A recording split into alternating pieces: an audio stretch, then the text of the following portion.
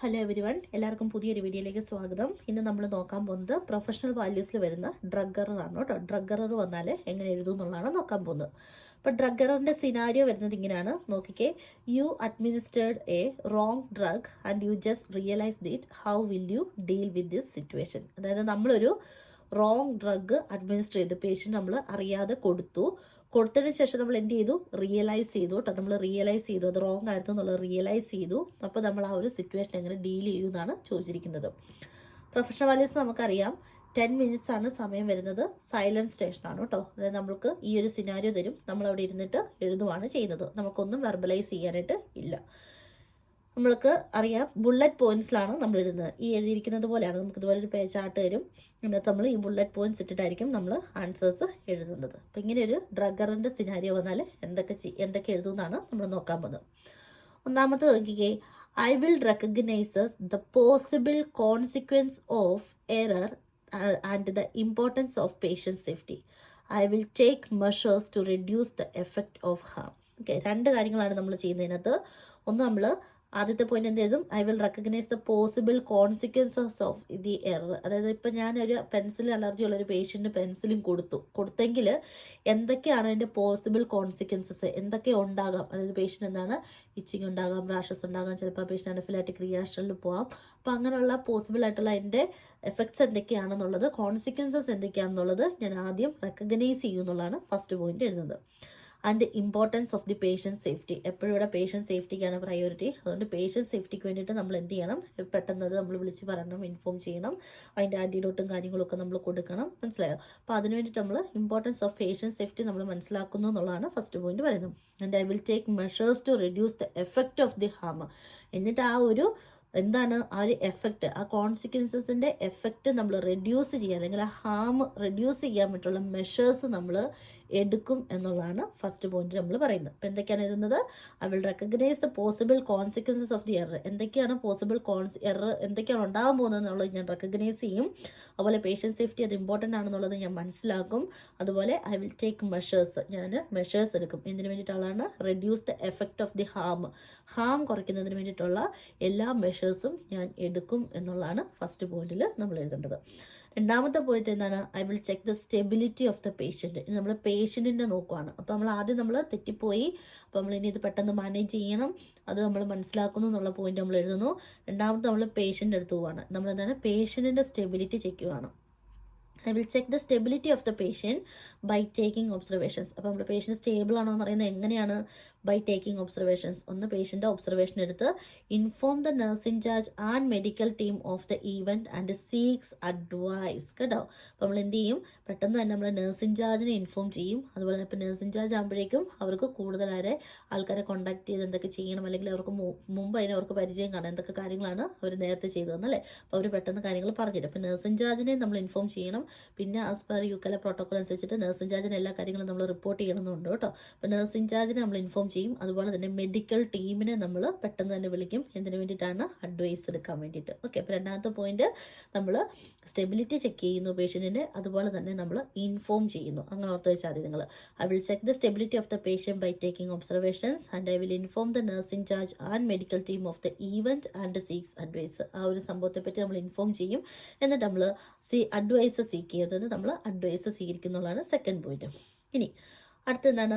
I will recognise the importance of disclosing the occurrence to the patient and apologise. ഇനി എന്താണ്? നമ്മൾ പേഷ്യൻറ്റിനോട് നമ്മൾ disclose ചെയ്യുകയാണ്. ഡിസ്ക്ലോസ് ചെയ്യുക എന്ന് പറഞ്ഞാൽ എന്താണ്? തുറന്ന് പറയുക. അതായത് നമ്മളൊരു പേഷ്യൻ്റ് എന്തെങ്കിലും ഒരു തെറ്റ് സംഭവിച്ചു, അത് നമ്മൾ തുറന്നു പറയണം എന്നുള്ളതാണ് ഇവിടുത്തെ നിയമം. അപ്പോൾ നമ്മളിങ്ങനെ ഒരു മരുന്ന് മാറി തന്നു, അപ്പം ഞങ്ങൾ ബാക്കി മെഷേഴ്സൊക്കെ ഞങ്ങൾ എടുക്കുന്നുണ്ട്, ഡോക്ടർ ഇൻഫോം ചെയ്തിട്ടുണ്ട്, ഡോക്ടർ വരും, നിങ്ങൾക്ക് ആൻറ്റിഡോട്ട് തരും, അപ്പം അങ്ങനെയുള്ള കാര്യങ്ങളൊക്കെ ചെയ്തിട്ടുണ്ട് എന്നുള്ള എല്ലാ കാര്യങ്ങളും നമ്മൾ പേഷ്യൻറ്റിനോട് റിപ്പോർട്ട് ചെയ്യുക എന്നുള്ളതാണ് മൂന്നാമത്തെ പോയിന്റിൽ എഴുതുന്നത്.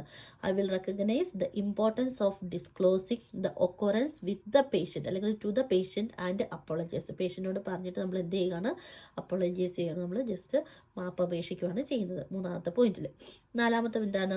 ഡോക്യുമെൻറ്റേഷൻ ആണ് കേട്ടോ. I will document events. എന്തൊക്കെ സംഭവങ്ങൾ നടന്നു എന്നുള്ളത് ഞാൻ ഡോക്യുമെൻറ്റ് ചെയ്യും. ആക്ഷൻസ്, അതിനുശേഷം ഞാൻ എന്തൊക്കെ ചെയ്തു അല്ലേ. നമ്മൾ നഴ്സ് ഇൻചാർജിനെ ഇൻഫോം ചെയ്തു, ഡോക്ടറിനെ ഇൻഫോം ചെയ്തു, ഒബ്സർവേഷൻസ് എടുത്തു, അതെല്ലാം ആക്ഷൻസ് നമ്മൾ ഡോക്യുമെൻ്റ് ചെയ്യും. അതിൻ്റെ consequences in the patient record. അതിനുശേഷം എന്തെങ്കിലുമൊക്കെ സംഭവിച്ചോ, പേഷ്യൻ്റ് ഇച്ചിങ് ഉണ്ടായി, റാഷസ് ഉണ്ടായി, അല്ലെങ്കിൽ അനഫിലാറ്റിക് റിയാക്ഷനിൽ പോയി എന്നുള്ള കാര്യങ്ങളെല്ലാം നമ്മൾ റെക്കോർഡ് ചെയ്യും. And completes an incident report. എന്നിട്ട് എന്താണ്, ഒരു ഇൻസിഡൻറ്റ് റിപ്പോർട്ട് നമ്മൾ കംപ്ലീറ്റ് ചെയ്യും. നമുക്ക് ഇൻസിഡൻറ്റ് ഫോം ഫില്ല് ചെയ്യാൻ കാണും, അത് നമ്മൾ കംപ്ലീറ്റ് ചെയ്യും എന്നുള്ളതാണ് അടുത്ത പോയിന്റ്. അപ്പോൾ ഡോക്യുമെൻറ്റേഷൻ ആണ് 4ാമത്തെ പോയിന്റ് വരുന്നത്. I will document. എന്തൊക്കെ കാര്യങ്ങളാണ് ഡോക്യുമെന്റ് ചെയ്യാൻ പോകുന്നത്? ഈവൻസ്, ആ ഒരു സംഭവത്തിന് ശേഷം നടന്ന ആക്ഷൻസിന് ശേഷം എന്തെങ്കിലും കോൺസിക്വൻസസ് ഉണ്ടെങ്കിൽ ആ കോൺസിക്വൻസസ്, ഈ 3 കാര്യങ്ങളാണ് നമ്മൾ പേഷ്യൻ്റ് റെക്കോർഡിൽ നമ്മൾ മാർക്ക് ചെയ്യാൻ പോകുന്നത്.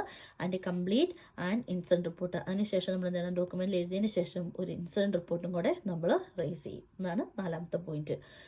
ഇനി 5ാമത്തെ പോയിന്റ് വരുന്നത് നോക്കിയേ.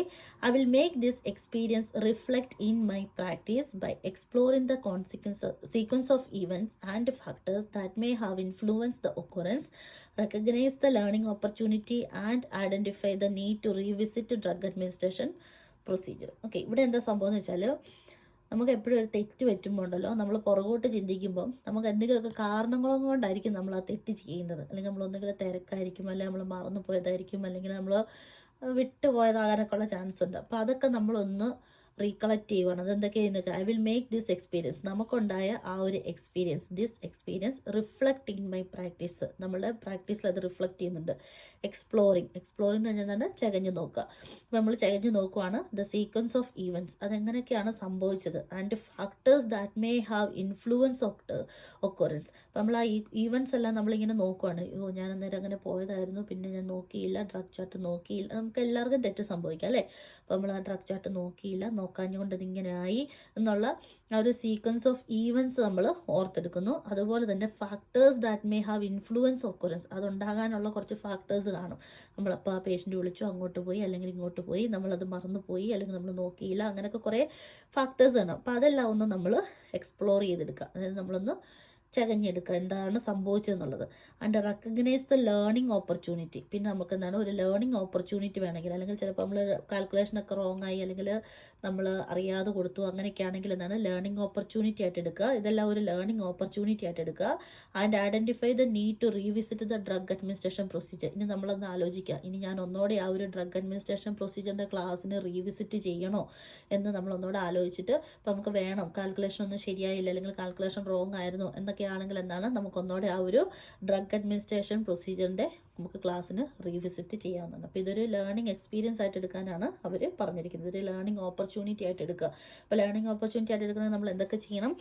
ആദ്യം നമ്മൾ ആ ഒരു എക്സ്പീരിയൻസ് എന്ത് ചെയ്യണം, നമ്മൾ എക്സ്പ്ലോർ ചെയ്യണം. എന്തൊക്കെയാണ് ഈവൻറ്റ്സ് നടന്നത്, പിന്നെ എന്തൊക്കെ ഫാക്ടേഴ്സ് മൂലമാണ് ആ ഇൻസിഡൻറ്റ് ഉണ്ടായത്.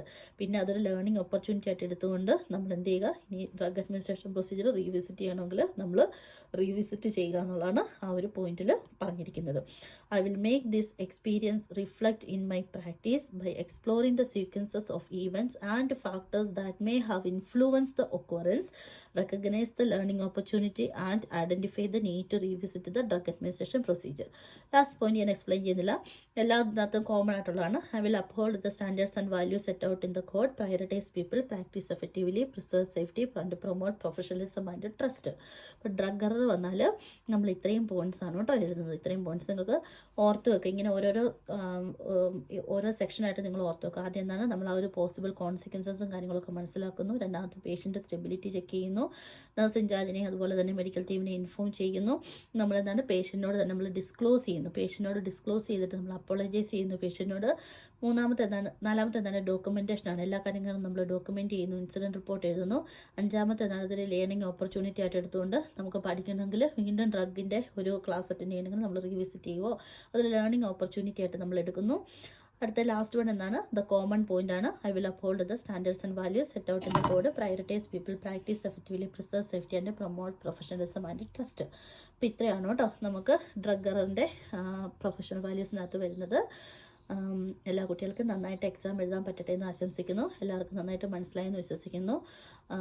എല്ലാ കുട്ടികളും വീഡിയോസ് കാണുന്നുണ്ട്, പക്ഷേ ആരും ലൈക്കോ അല്ലെങ്കിൽ അതിൻ്റെ ഫീഡ്ബാക്കോ ഒന്നും തരാറില്ല. എല്ലാവരും ഒന്ന് ലൈക്ക് ചെയ്യുക, കമൻറ്റ് ചെയ്യാനായിട്ട് ശ്രമിക്കുക. മാക്സിമം എന്തെങ്കിലും മാറ്റങ്ങളൊക്കെ വരുത്തണമെങ്കിൽ കമൻറ്റ് ചെയ്യാനായിട്ട് ശ്രമിക്കുക. അടുത്തൊരു വീഡിയോ ആയിട്ട് വരുന്നത് വരെ എല്ലാവർക്കും bye. Thank you so much for watching this video. By.